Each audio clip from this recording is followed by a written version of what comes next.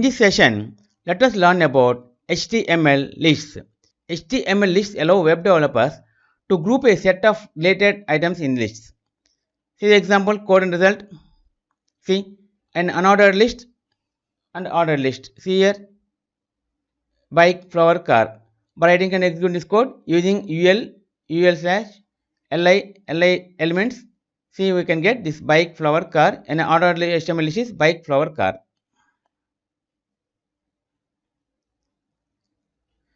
Unordered HTML list. An unordered list starts with the ul tag, which each list item starts with the li tag. The list items will be marked with bullets, small black circles by default. See here ul and li. See an unordered HTML list is bike, flower, car.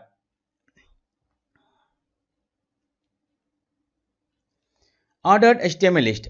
An ordered list starts with the ol tag, which each list item starts with the li tag. The list items will be marked with numbers by default. See here ol tag and li tag, bike, flower, car. These are the an ordered HTML list. HTML description lists. HTML also support description lists. A description list is a list of terms with a description of each term. The DL tag defines the description list, the DT tag defines the term name, and the DD tag describes each term. See the example code here. See H2 description list DL bike, DD black color, DT car, DD white color. By writing and executing this code, the result returns is the description list bike, black color, car, white color.